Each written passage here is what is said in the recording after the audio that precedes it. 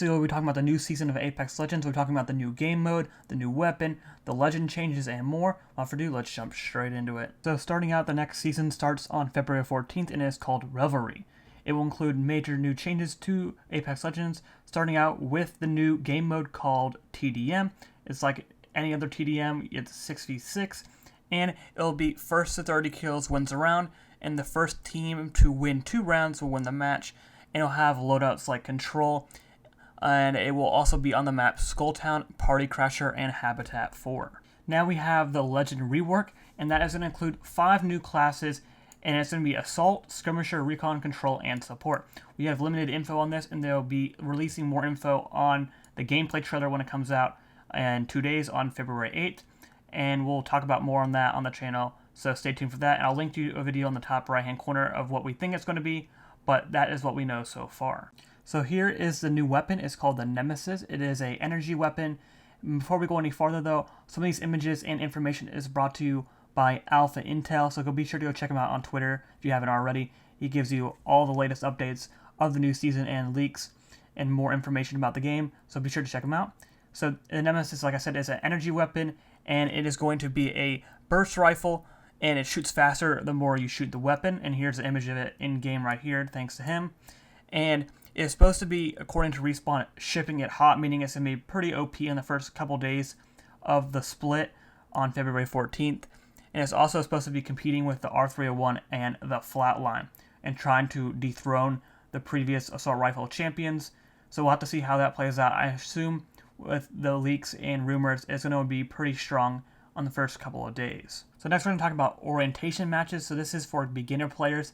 So if you just load up the game and you're new to the Apex, you're going to be set in a orientation match, and you have to win or place like top 5 in a certain amount of matches before you can actually play in the main game. This prevents cheaters and smurfs from carrying and dominating early lobbies, and it also helps determine what your skill-based matchmaking is.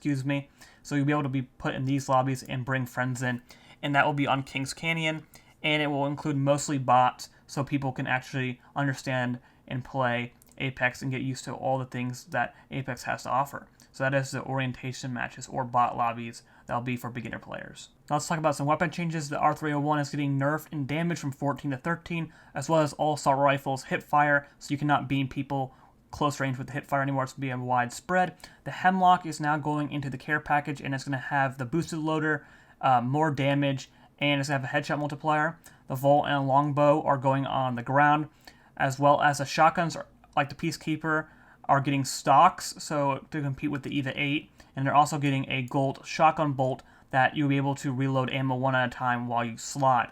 So those are some of the weapon changes that we're aware of at this time, and there'll be more to come when they release the gameplay trailer in 2 days. Now we don't have much information about ranked, but we do know that they're changing how ranked works in terms of the maps. So every 24 hours, the map will rotate between Broken Moon, Storm Point, and World's Edge, and that will be the same for pubs, so it won't get too repetitive playing the same map the entire split. I think this is a good change, as I play ranked a lot and have stopped playing because of this, so that is a good change for ranked.